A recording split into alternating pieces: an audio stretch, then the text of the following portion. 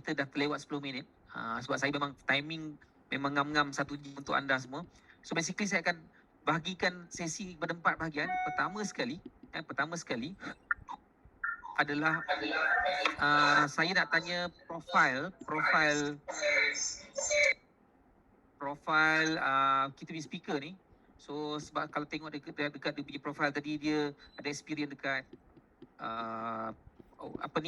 Premier Banking semua, everything. Okay, kenapa saya tanya profil ni? Sebab in order untuk kita copy orang lain punya expertise ni, kita bukan setakat tengok apa yang dia buat, tapi tengok juga diri dia. Bagaimana dia punya upbringing. Sebab saya yakin disebabkan pengalaman dia sebelum ni, sebab dia jadi satu value added. Bila dia buat takaful, dia boleh mudah untuk dia buat bisnes, present, jumpa orang dan sebagainya lah.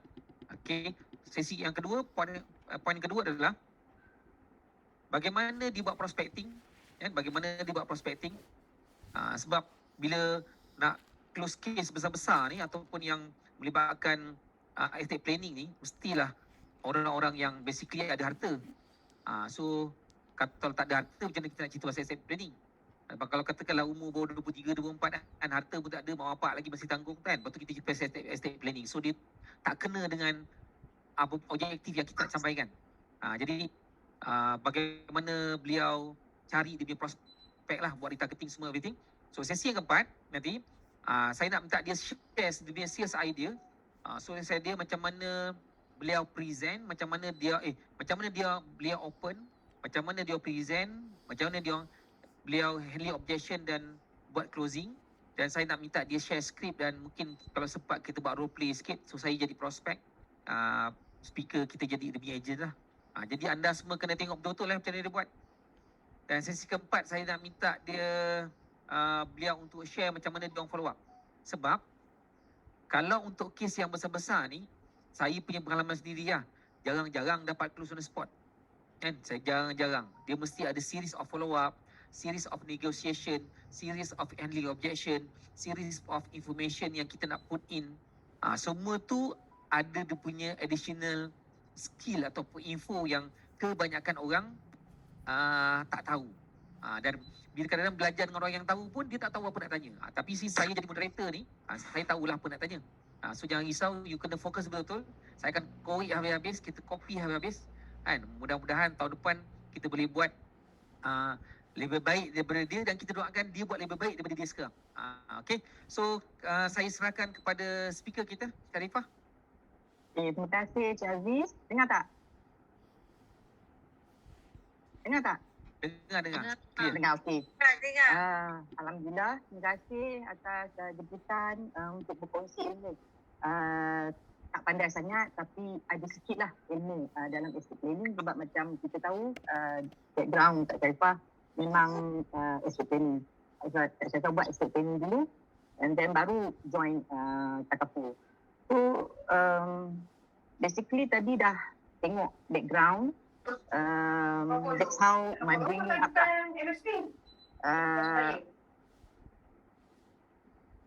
the basic background is from banking, almost I think 12 years, and then I buat overseas property investment dalam 10 years. Baru I join Prudential life insurance business. I joined life insurance business because of the missing link in estate planning. Because bila kita buat estate planning, bila kita buat estate admin, kita akan tahu that there's a missing link untuk smoothen the process of estate planning. Because most of client yang ada, dia banyak harta, tapi dia tak tahu bahawa setiap harta yang ada tu perlu melalui proses pencairan, which is need money. That's how finally after 6 years my introducer persuade, baru tak payah join this business. So apa lagi? Question number 2 terus ke? Macam mana? Cik Zaidi? Cik Aziz? Tak dengar. Macam ni. Macam ni. Sebab sekarang ni kebetulan kan, you sekarang ni memang pertama banking, Premier Banking. So saya tahulah siapa yang duduk kat Premier Banking tu, sebab saya pun Premier Banking jugalah. So saya tahu macam mana siapa yang duduk di situ. Yang jenis macam tak payah beratur sampai-sampai ada orang ulukan air semua everything kan. Betul. So sekarang ni okey. Nanti you akan kena cerita dekat second yang nombor 2 tu lah macam mana dia targeting tu. Okey. So saya nak tanya, bagaimana sebab you sebelum tu bukan terus pergi premier banking kan? Sebab Tak, macam I ni memang terus sebab pergi premier banking. tak maknanya daripada mula-mula kerja tu premier banking. Masa I kerja, Okey. I teller dekat private banking. Okey. Saya nak tanya satu benda. Okey. Bagaimana Maybank? You Maybank Okey. Daripada Filio pergi ke Maybank. Kita merge. Okey. Tak apa, katalah Maybank. Okey. Bagaimana Maybank target you untuk ada mindset service that kind of high net worth punya orang? Apa tak you share sikit macam mana? Dia mesti you mesti pergi training kan? Nak servis orang ni macam mana, nak selayan macam mana, nak ambil hati macam mana. So itu je satu soalan yang nombor satu yang saya nak tanya dulu. Actually, customer ethics masa tu bank tak hantar. Dia cuma hantar grooming je. Customer ethics ni actually, bagi I lah, kita belajar sendiri.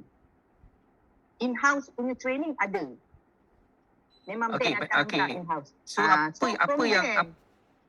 apa yang you boleh kongsikan kepada ejen-ejen ni? Sebab ada ejen, kita multiple ejen ni, ada 246 orang ni.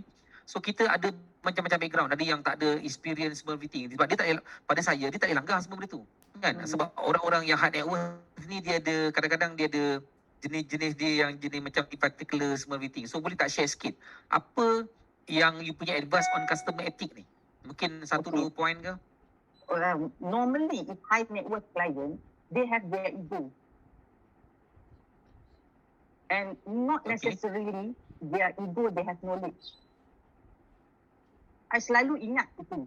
Sebab kalau kita kalau kita ada mindset yang alamak takutlah nak jumpa Tan Sri, Datuk Sri, that kind of people, kita akan rasa terus, kita akan rasa kecil. Alamak, kan dia tanya soalan, tak tahu nak jawab. Sebenarnya, dia cuma tahu bahagian dia je. That's why as a takaful agent ni, kita kena tahu multiples of varies of product. At least basic pun cukup. Sebab bila dia cerita pasal kita Clibo, REITs, overseas investment, ada nganga, tak tahu nak jawab. Sebenarnya dia pun bukan terror sangat. Dia pun ikut kawan-kawan je. Invest kat sini. Yang dia invest tu dia cerita lah. Yang lebih tu dia tak cerita.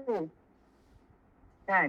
So, kita kena bagi kepala. Memang customer agent kena ada elemen tu. Supporting. Sebab kita selalu cakap bila kita jumpa klien, kita kena bawa bullet. Kalau you bawa Michigan je, dia tembak je. Belum tentu kena semua. Tapi Kak Pa more tu sniper. I target orang tu, I akan ikut sampai dapat. Lama pun tak apa. Okay, faham. So basically, klien. Ada klien yang high net worth yang okay. Dia humble. So Kak Pa normally, Kak Pa ikut dia orang punya style. Kalau dia, orang kata cengih dalam kan, kita angguk je lah. Tapi, dalam kita angguk tu adalah ilmu-ilmu yang kita bagi dia rasa. Sebab orang macam ni kita kena bagi rasa dalam cara lawak, bergurau, kan? Sebab macam Aziz cakap lah, orang high net worth dia macam-macam passion dia tu. Tapi yang paling utama dia ego lah, sebab dia ada duit. And they think that they know everything. Okay. Boleh tak kalau saya nak cakap, bila kita nak deal dengan dia orang ni, kita kena tunjukkan bahawa kita ni ada value extra yang menyebabkan dia nampak kita ni bernilai bagi mata dia, betul? Yep. Okay. So dalam konteks Sherry tadi, mesti ada ilmu extra lah. Maksudnya mesti dah tahu sedikit. Mesti dah tahu sikit pasal investment, pasal risk management, pasal benda-benda yang secara umum supaya bila dia sembang tu tak adalah kita macam tak tahu langsung kan, betul tak? Betul. Okay, good. Okay, so thank you. Tu ingat itu additional information, additional ilmu you kena acquire. So topik nombor 2 adalah bagaimana you dapatkan buat buat prospecting ni, targeting prospect ni? Ya, mungkin share sikit. Okay, mostly market apa warm market.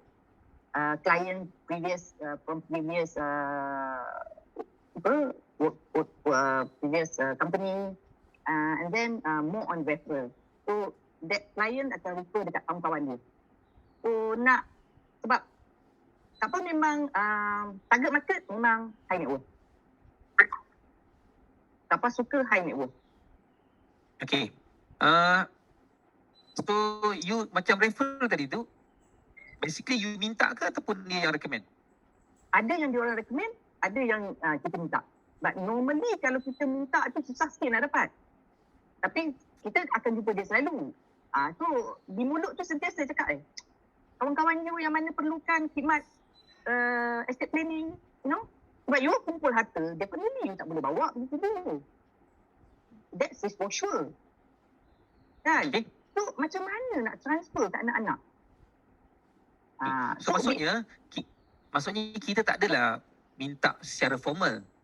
Cuma sambil gurau-gurau sambil-sambil kan. Sebagai contoh, sebab kita faham kalau orang macam ni kan, kalau dia kaya, dia kawan dengan kawan-kawan kaya ke?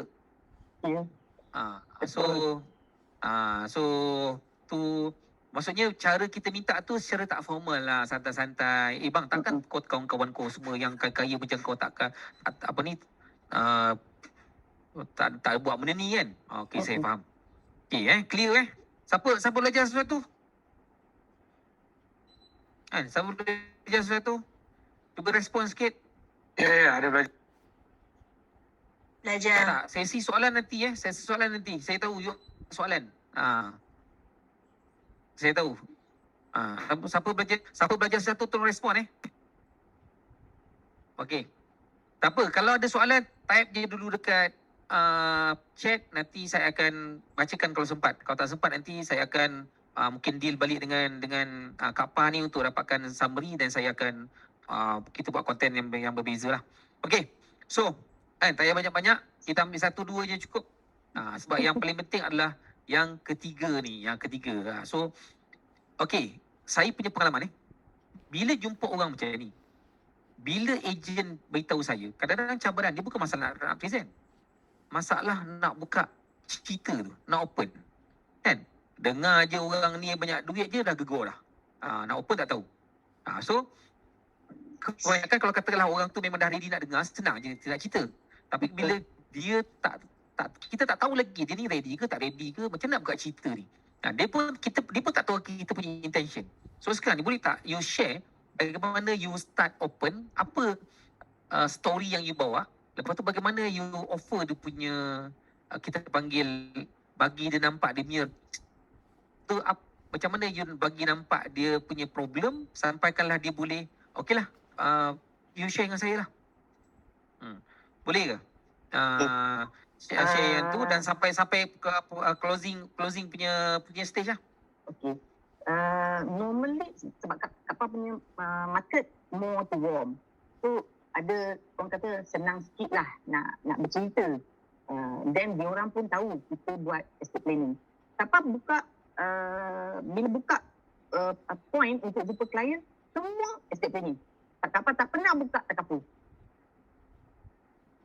Tapi kapal close takapu dulu. Okey, boleh tak cuba saya sebagai prospek normally apa yang you cakap? Maksudnya bila jumpa jumpa ke call ke? Okay, normally sebab kadang-kadang dia orang ni kan sibuk semua meeting. Yeah. Kita jaranglah sebab jumpa. Kita akan buat appointment dulu kan. Dan macam mana, cuba share sikit macam ni you call ke WhatsApp ke? I normally wording dia. Normally I WhatsApp. I akan cakap sebab dah warm market. That's why I more on warm market. So kalau yang ada yang DA ke whatsoever tu, I kena fikir benda macam lain lah. You know, maybe it doesn't help them lah. But if warm maksudnya, market, kalau yang DA tu dia kena convert jadi warm market dulu lah. Ya. Okay. So apa skrip yang Sherry pakai?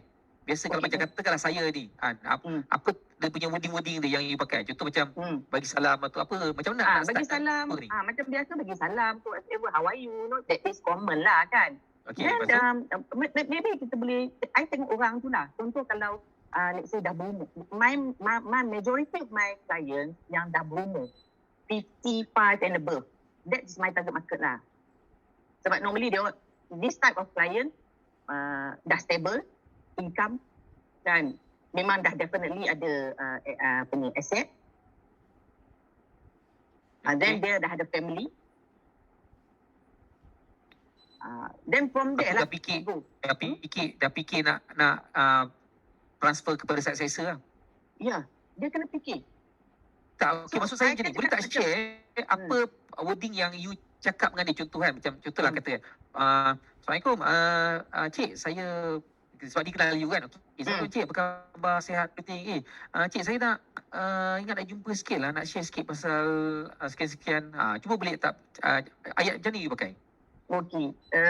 Kalau standard punya ayat apa saya cakap nak share pasal macam Cik Aziz, Rifah ni. Ya. Hari tu kan Ya. I dah explain pada you hari tu pasal estate planning.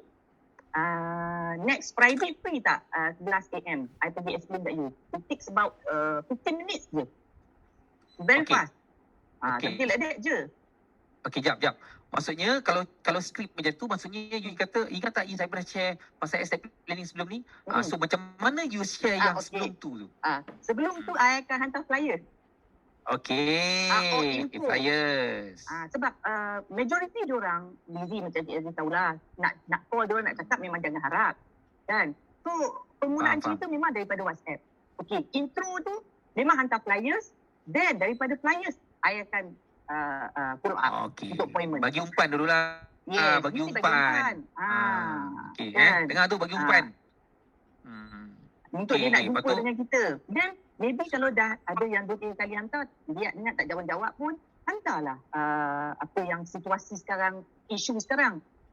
Okey. Gaduh ke, berbunuh ke. Current trending Current isu trending. lah. Okey. Ataupun the latest punya aset beku. To trigger Update them to update on latest punya aset beku lah. latest punya isu. So yang mungkin associate dengan dia lah, potential problem yang mungkin kena kat dia lah, is it? I tak tahu masalah dia apa lagi. Tak, maksudnya Kan? macam ni. Maksud saya, Kita bagi dia dulu general. okey, maksudnya macam ni.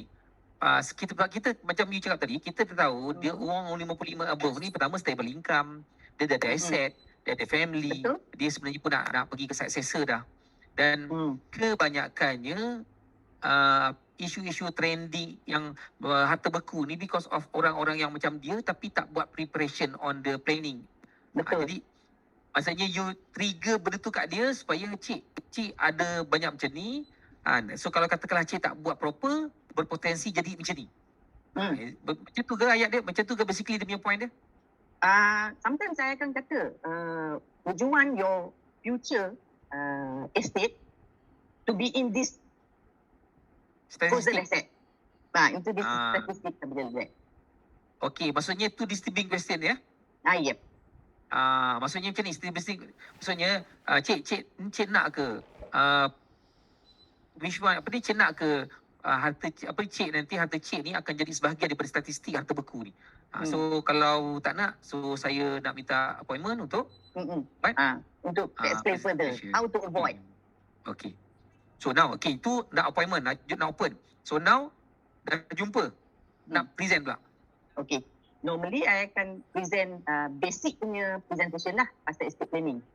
What is estate planning all about? I think sebab masa tak cukup kan, I skip on the presentation about estate planning lah. Sebab yang tu pun banyak juga slide. Sekejap Tapi kalau you skip nanti kan dia orang tak tahu pula macam mana dia open. Nanti lambat. Sekejap. I think kena share sikit kot. Boleh ke share sikit? Sebab kalau katakanlah cerita pasal takaful nanti, dia tak boleh nak connect, agent tak boleh nak connect macam mana takaful tu berfungsi dalam estate planning tu. That is dalam I punya presentation, konsep presentation Right. I buat sendiri. Okay. Mungkin boleh share ke? I nak pergi kat mana ni? I save dalam PowerPoint. boleh share, boleh beli apa ni, apa ni, Minta siapa tolong share je. admin minta Okey.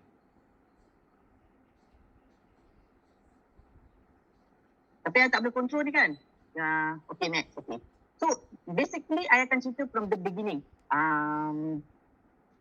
Create, accumulate, protect, and distribute. Estate planning ni comes under distribution, which is terkeluar. Orang tak bunyi sangat pun. Biasa dia terkeluar daripada puzzle tu. Create kita pandai, accumulate kita bijak, protect pun kita tahu. Tapi distribution kita ignore. So that's the first thing yang I akan explain dekat klien. Okay, faham. Maksudnya distribute ni antara orang yang paling kurang tengok lah. Memang paling So kurang itu yang you tengok. trigger. Okay, Yep. faham? That's the proof dia kat mana? Aset beku. That's the proof. Okay. Kadang lepas klien tu? tak nampak. Jadi kita tunjuklah, itulah bukti dia. Okay. So Okay, then? next kita akan cerita lah. Okay, as long as kita hidup ni, kita ada harta. Varies lah from all those harta alih ke tak alih ke, rumah apa semua lah. Okay. Then pemilikan ke atas harta yang nak mengatakan itu kita punya terletak kepada dua benda, which is tanda tangan dan juga cap jari. Agree or not? Betul? So kalau katakan this is matematik kehidupan lah. Yang kita hidup, kita ada keluarga, kita ada harta, kita ada hutang. Lepas kita meninggal, keluarga nangis lah sekejap. Harta beku. Hutang ke mana? That is the way Kak Pah akan cakap dengan klien. Yes, so macam question mark. Banyak question mark. Okay, so harta kita boleh bawa ke mati? Tak mungkin dan tak pernah orang buat. Hutang kita, possible kita bawa mati. Okay. So, bila kita ada hutang, kita ada kawan-kawan. Ramai. In fact, kalau high net worth client, dia orang, semua kawan-kawan dia orang kaya. Kan? Ada duit. Tapi boleh tak you dapatkan seorang atau dua kawan yang tolong bayar hutang? Ataupun derma dekat family dia. That's the disturbing. Kat situ kita dah trigger dia. Automatik kepala dia akan fikir, siapa kawan aku? Memanglah masing-masing ada berharta kan. Tapi dia orang pun dia orang punya sendirilah. Kan? So next, tak akan jump terus into pentadbiran harta pusaka. Because when we talk about pentadbiran, dia akan ada banyak soalan. Tapi kita hold dulu soalan dia. Kita bagi tahu dulu, this is the step, SOP. Lepas meninggal. Pertama, of course, pengurusan jenazah. Lepas tu, hutang dunia akhirat comes number one after urusan jenazah. Maknanya, bila meninggal je, hutang dulu bayar. Okay, faham. Then, harta sepencarian. If let's say husband or wife nak tuntut, dibenarkan. That is number 3. And then hibah, harta amanah, wasiat pada bukan faraid datang kemudian, nombor 4. Last but not least, if let's say semua dah clear, tak ada buat wasiat ke whatsoever, faraid comes in the picture. It's either they want to use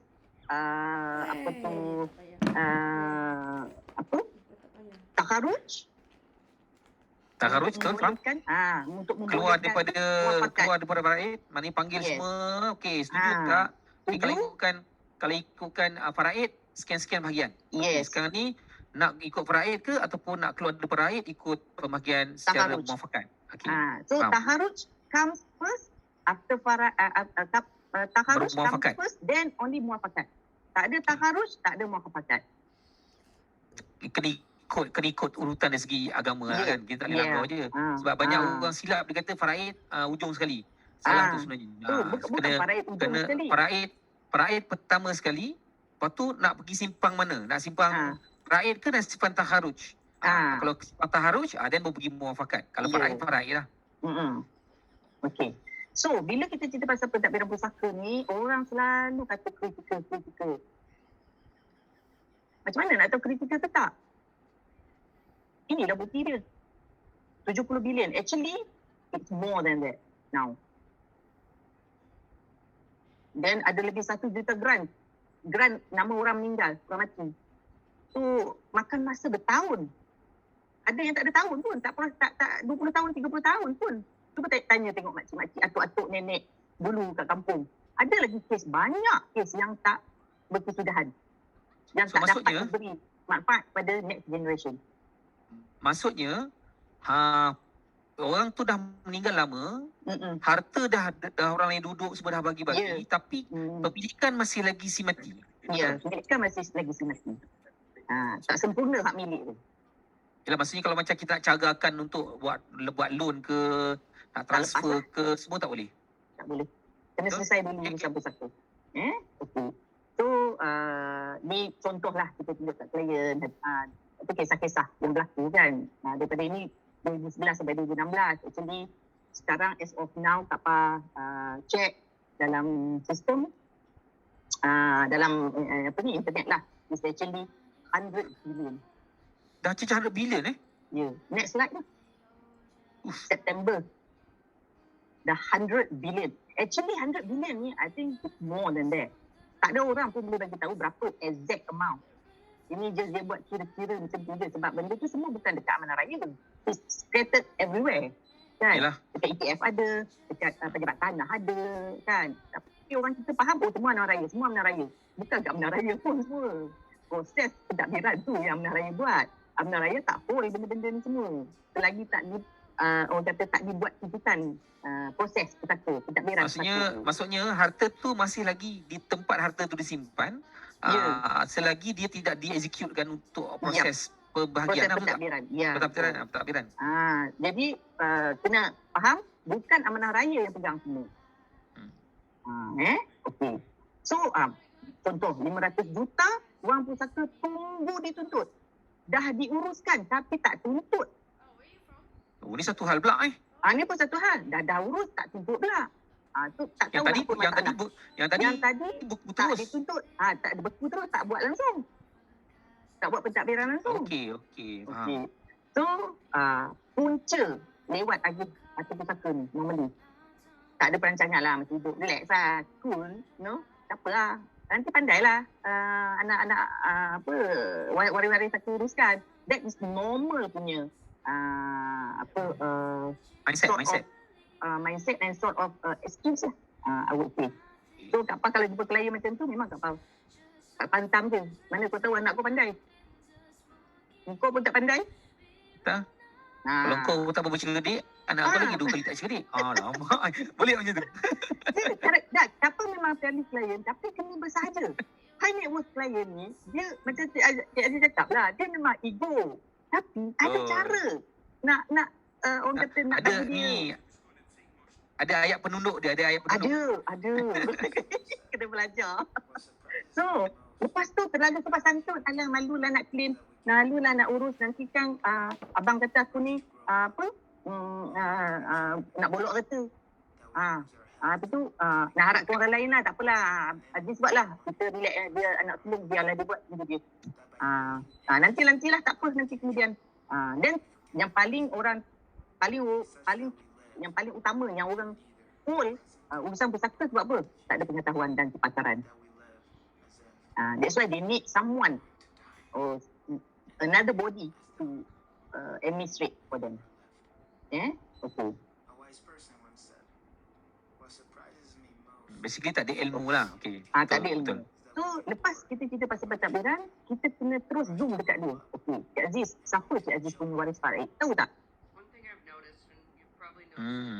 Okey, waris faraid kita yang tertakluk kepada faraid adalah 23 kategori. Tapi kita hanya fokus kepada yang inilah, yang fardu. Kalau nak cerita semua sekarang, jenuh, tak habis. Kan? So kita fokus yang 5 tu je. Which is yang seribu sebab apa? Yang ni kita seribu sebab apa? Ni seribu sebab apa? Kita tak pergi yang kat luar-luar. Seribu yang sebab apa? Yang tiri. Kita tak touch lagi. So kita fokus kat sini dulu. Itu kena masuk kelas lah. Kalau nak tahu lebih. So kita fokus kat 5 ni. Ingat 5 ni je. Ibu, bapa, spouse, anak lelaki, anak perempuan. 5 jari. Ibu, start dengan ibu kita dah boleh ingat dah. Ni kalau saya belajar dengan Haji Rafil tu, ni ibu lah, ibu. Ibu, senang ingat. Ni ayah. Sebab ayah kan biasa dia jenis kan bagi tunjuk. Garang. Ni pasangan.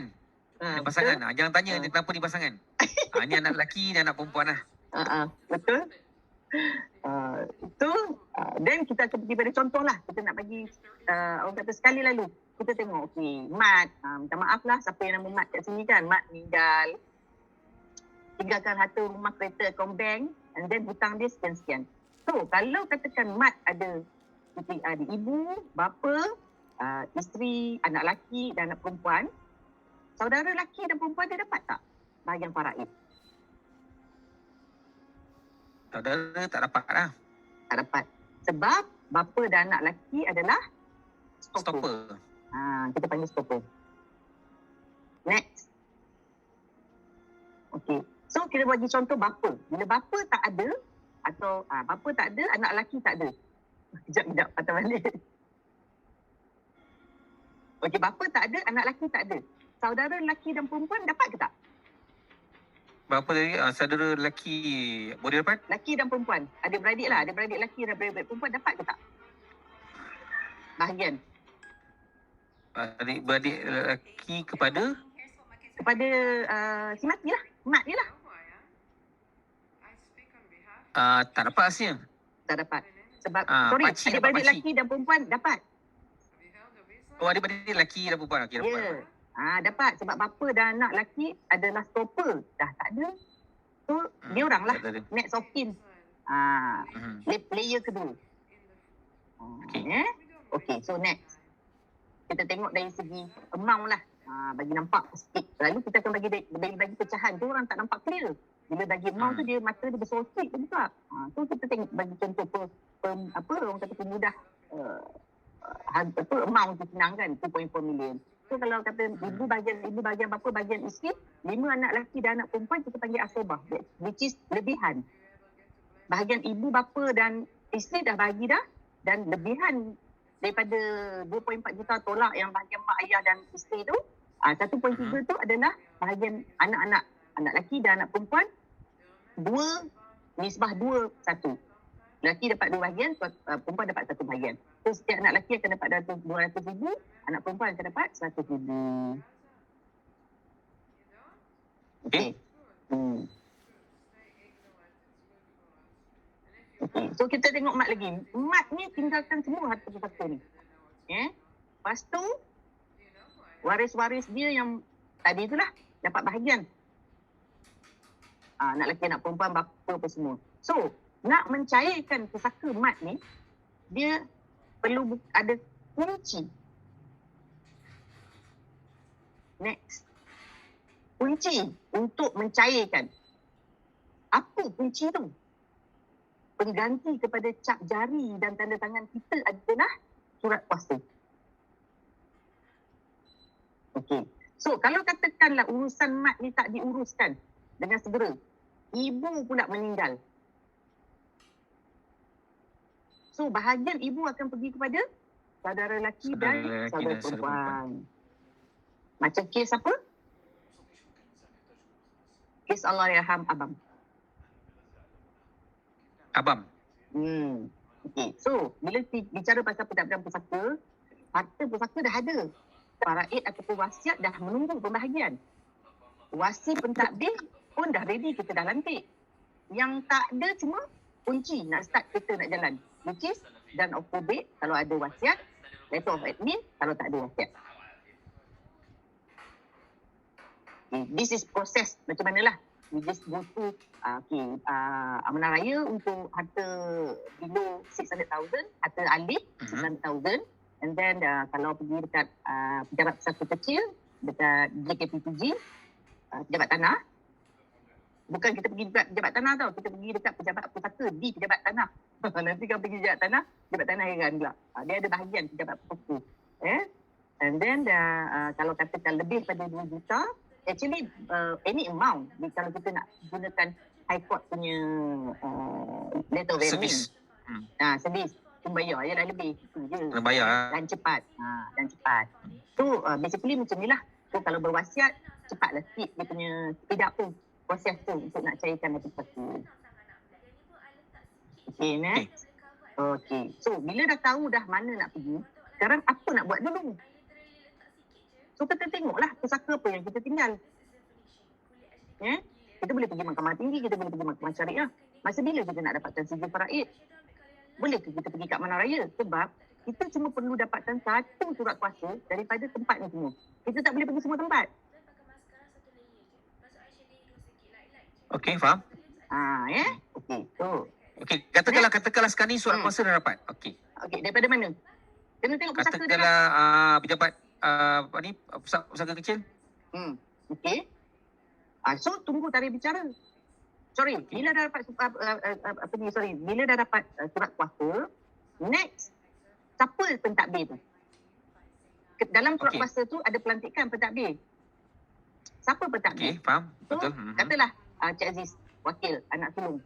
So Cik Aziz lah yang kena uruskan. Pergi bank, pergi debat tanah, pergi tabur haji untuk cairkan pusaka tu. Dan benda tu ambil masa dan kena ada kos lah sebab kalau betul. ulang alik kan, betul tak? Ya, masa dan kos.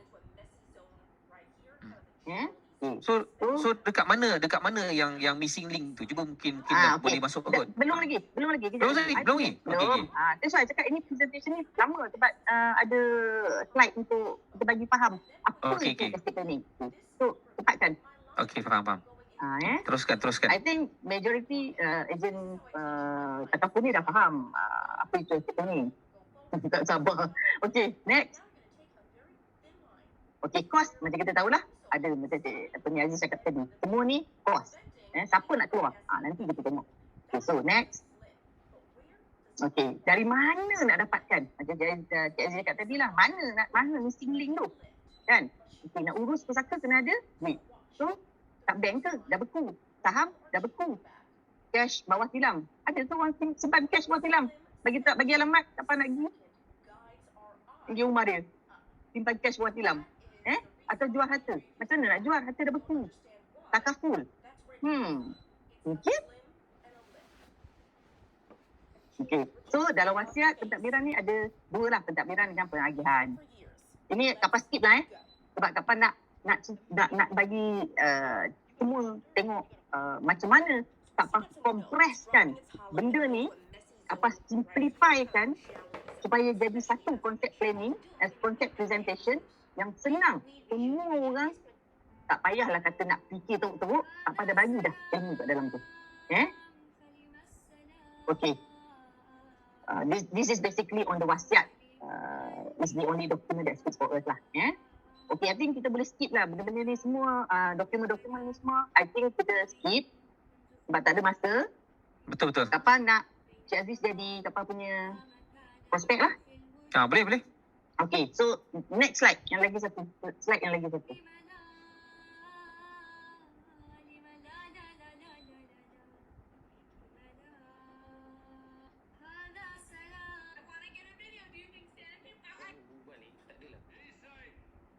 This is the message Change your approach, you will change your world. Okay. Lagi satu punya slide yang tak boleh share yang tu. Okay. Then play. Okay. So, as we know, sekejap. Jangan cepat. Okay. Orang letak. Okay, hidup.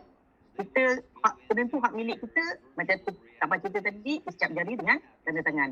So, bila kita hidup, kita ada pendapatan yang membolehkan kita berhutang untuk mendapatkan, mencipta aset. Betul? So, next, bila kita meninggal, harta kita akan jadi pusaka, hutang, pendapatan kita tak ada, hutang kita tetap hutang. So, Cik Aziz. Ya. Hutang. You nak tanggung ke atau waris you nak tanggung? Kalau dah tak ada. Kalau dah tak ada lah cerita-cerita pasal dah tak ada. Dah tak ada, takkan macam nak bayar hutang macam mana? Dah tak ada, waris lah kena tanggung. Tapi tanggungjawab ada tetap. Ya, tanggungjawab tu masalah dia sekarang. Tanggungjawab kan? lepas. Tapi So, tak boleh buat dah. so kita nak tengok sama ada kita ke yang answerable, that we are responsible towards our hutang, or waris is obliged to answer. Okay. So, kita tengok pusaka, definitely kita nak bagi pada waris-waris asas kita lah. Yang 5 tadi tu lah, penang kita. Okay. Bila kita dah ada mak ayah, kita dah tahu dah 5 komponen aset ni, komponen waris ni, apa next dia adalah apa asetnya yang bakal pusaka, yang bakal jadi pusaka yang Cik Aziz tadi. Normally Kak Pas tanya macam tu. Alah, scribble je lah. Kalau dia tak jawab pun, tulis je. Okay, rumah agak-agak. Sebab kita bukan nak exact. It's just that kita nak tunjuk dekat dia. Kita nak tunjuk dekat dia senario. This is the actual scenario. Dia punya senario. Bukan orang lain punya senario. Okay. So, katalah ini senarai pusaka dia. This is the amount. Okay, next. Macam mana nak cairkan ni? Macam apa cakap tadi, ada 4 tempat. Okay? Okay. Kejap. Wait. One by one. Perintah faraid dekat Mahkamah Syariah.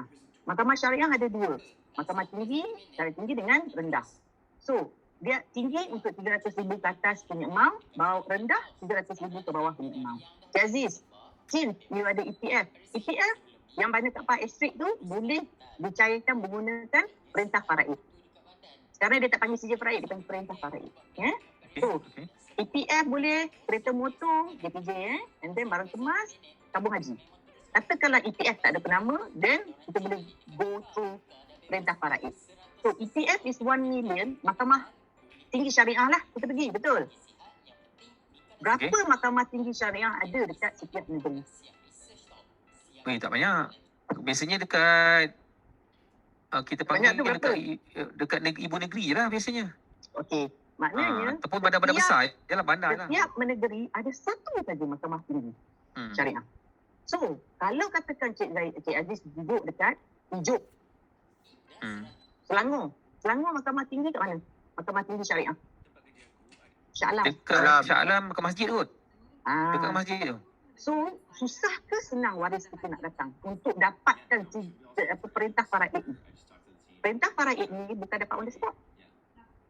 Dia kalau tak ada ilmu susahlah. Biasa datang pertama-tama sekali, cik ni seorang ni jumpa kaunter tu, jumpa kaunter ni, tenang balik balik tak ada apa-apa. Kan? Balik cik kita dah nak balik dah cik. Cik boleh datang tak besok? Besok memang tak datang Dia tak datang, itulah bukti 100 bilion.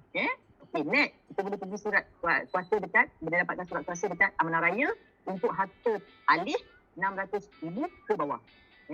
And then, kita boleh pergi ke JKTTG, pejabat pusaka dekat pejabat tanah untuk harta alih dan harta tak alih untuk 2 juta. Sekarang, kita tengah tunggu digazetkan 5 juta. So, daripada 2 juta akan dijadikan 5 juta, maka bertambahlah file.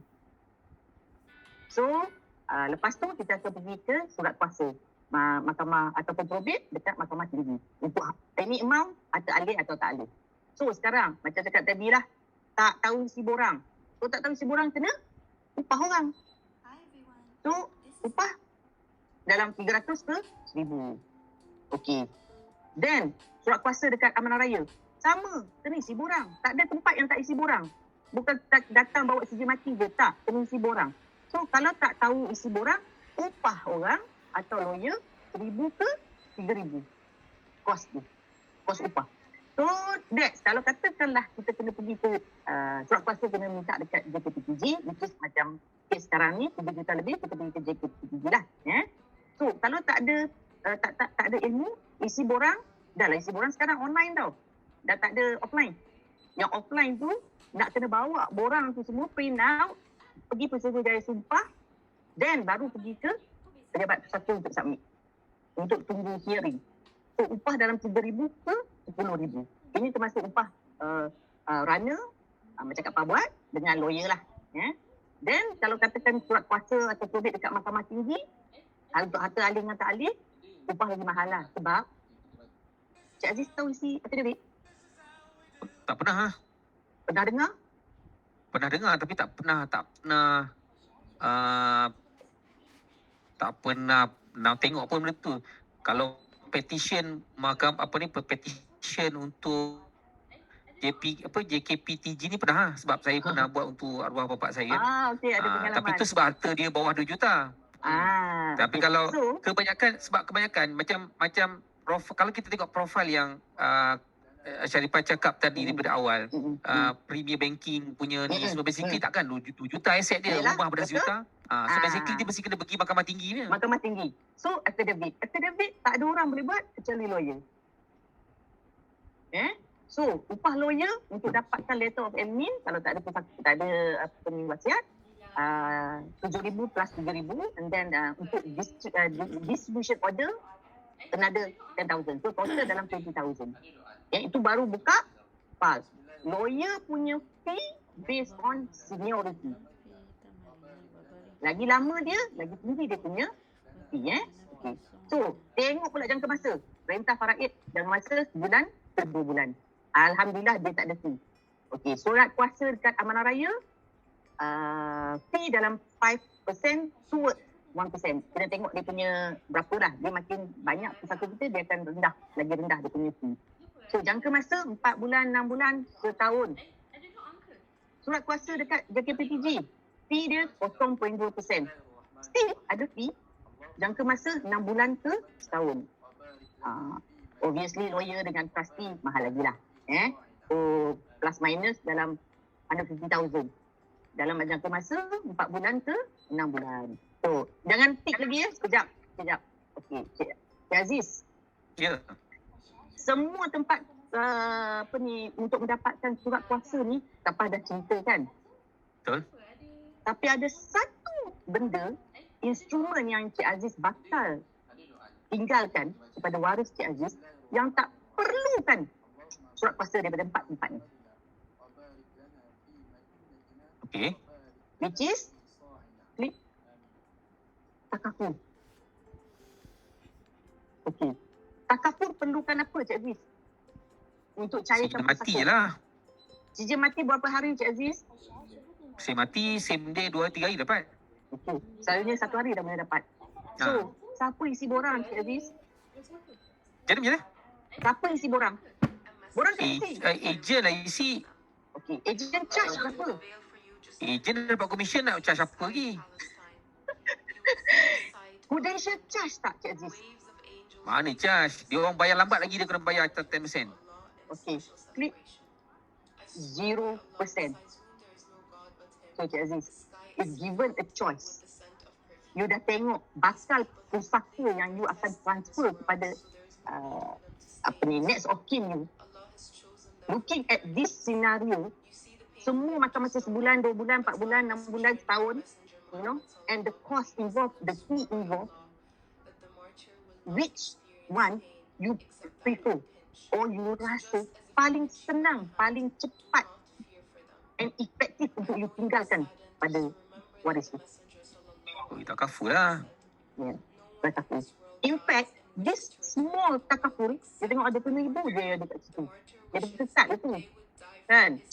This small takaful, if let's say you ada more than that, equivalent to whatever your eligibility, sekejap lagi Kak Pasang kira macam mana nak tahu eligibility Cik Aziz, dia juga boleh bantu bayar hutang. Boleh. Betul. Dia juga boleh bantu kos urusan pusaka. Boleh. Of course lah kalau ada lebihan.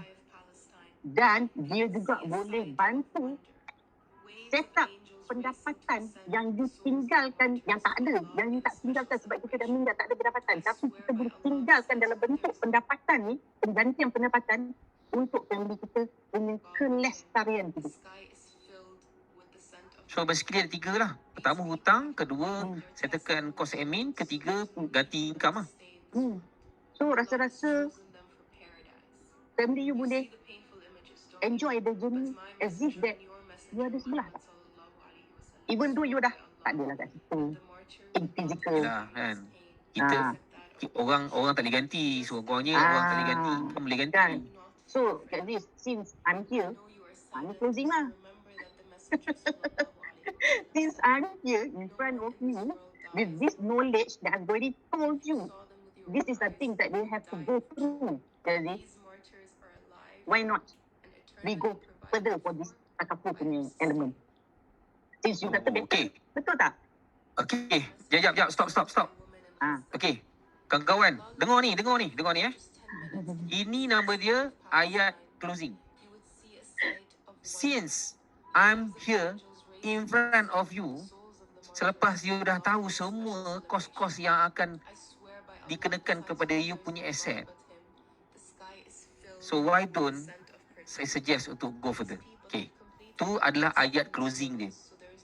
Jangan lupa kita dah buka botol, kita dah isi air, tiba-tiba nak tutup, tak tahu tutup pula, penutup tak tahu kat mana. Tu ayat dia. Okay? Saya dah ulang dah tadi. Cuba Kak Pak ni Sharifah ulang balik. Saya suka ayat tu. Sebab apa? Since aku dah dekat depan mata kau ni, kan? Sebelum malaikat maut datang jumpa kau, aku dah datang jumpa kau. Itu saya punya ayat. Okay, Lepas macam tu lah lebih kurang. Okay, sebelum. Okay. Nak minta dia orang apa masukkan dulu dalam Kan ayat dia jadi lain dah. Okay. Since Since I'm here in front of you with the knowledge that I've given to you, that this is the process that you have to go through, that your next of kin have to go through to unfold your estate. Why not? Since you put agreed that this small element, small instrument, will help the rest of the cost involved. Why not we go further?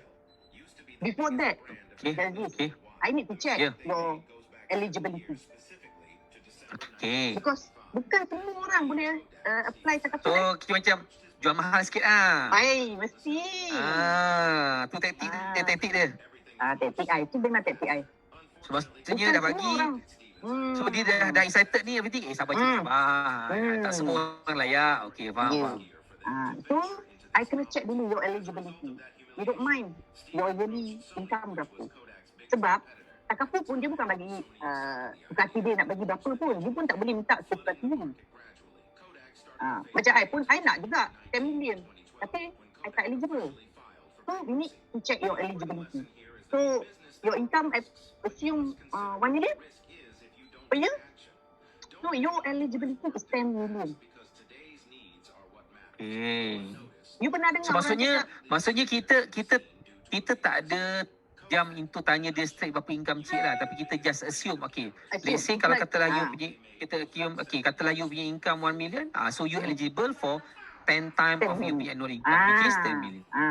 Faham. Siapa katanya, Cik Aziz, pernah dengar minum air 8 gelas sehari? Pernah? Apa cakap? Adalah dalam kat internet ada banyak cakap kan. Influencer cakap. Medical research dah buat research. Dia orang expert bahagian tu.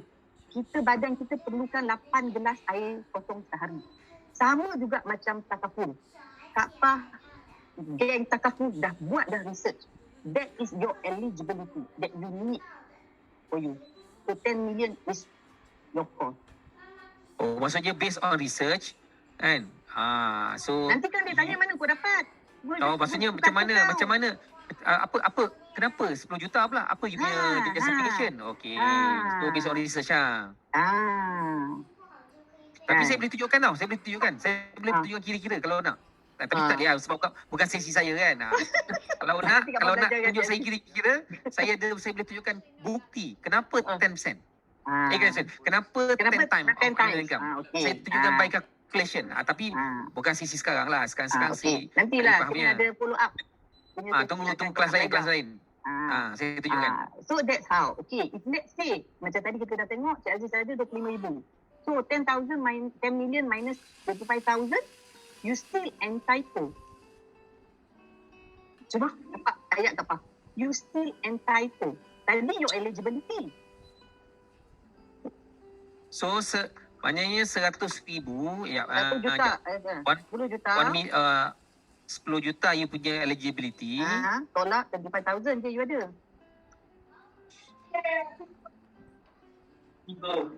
Maknanya yang 25,000 tu existing coverage is it? Existing lah. okey, faham. Maksudnya tolak existing Tolak. coverage lah.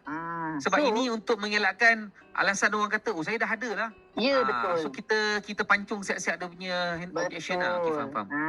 Sebelum dia pancung, kita pancung dia dulu.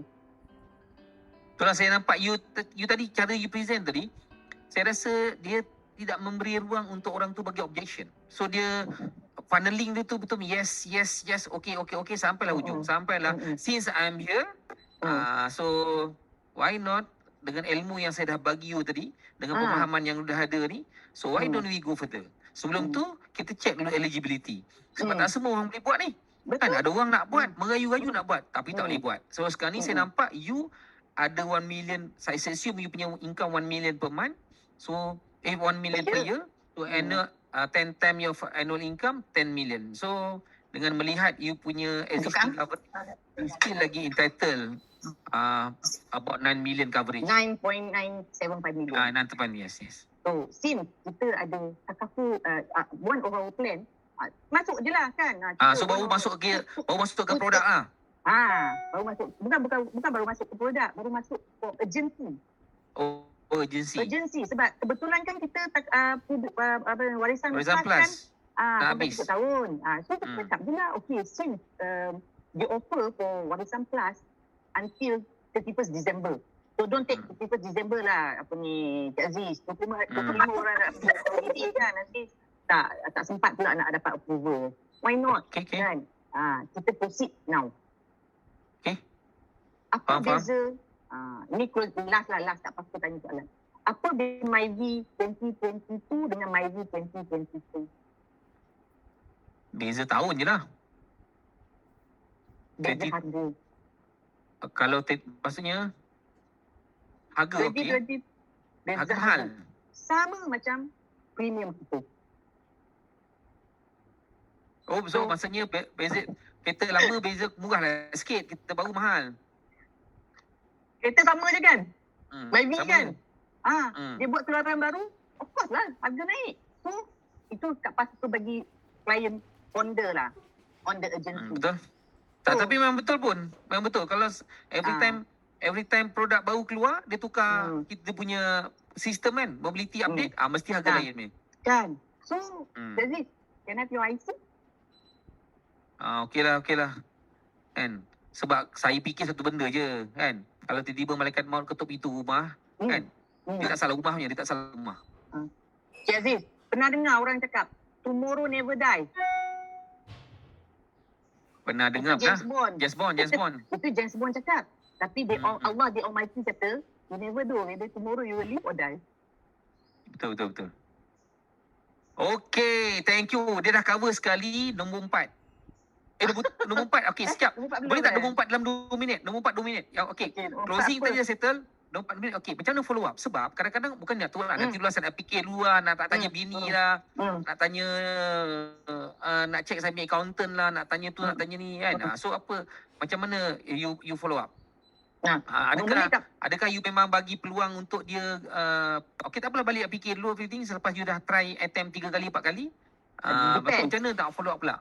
Depends. Kalau kata klien tu memang susah nak jumpa, memang tak paksa juga kat situ juga. Tapi kalau klien tu memang dia suka ilmu sikit panggil kita, then terpaksa lah kita, okey lah tak apa, kita datang. Layan lah. Tapi then kita follow up dengan WhatsApp lah. Okey, hari tu dah kita boleh decide dah ke sekarang nak tunggu apa lagi, ada soalan ke? Faham. So maksudnya, okey, dengan sini semua, bila nak follow up, kita kena tengok orang tu punya profiling. Sebab kalau katakanlah orang tu jenis memang susah nak jumpa, kan? Susah memang nak start cik, macam inilah cik. Cik dulu ni, first time saya nak jumpa pun bulan Januari. Ni dapat jumpa bulan 11. Kan? Semalam bulan 11, hari dah bulan 12 dah. Kan? So kan dindong tahun depan pula saya silap. Tamilah cik, sebelum kita tak sempat lagi, kan? Baik, kita ada masa, kita buat sekarang. Bagi hasil dengan kredit card, saya bantu cik buat sekarang. Okey. Terima kasih. Harap ilmu yang ada ni digunakan, dapat menambah lagi production, kata this 1 month untuk semua orang. Sebab this presentation concept is memang Kak Fah yang buat sendiri. Okey Ah, So, kenapa kita panggil Puan Sharifah ni sebab dia buat, dia design, dia implement dan jadi.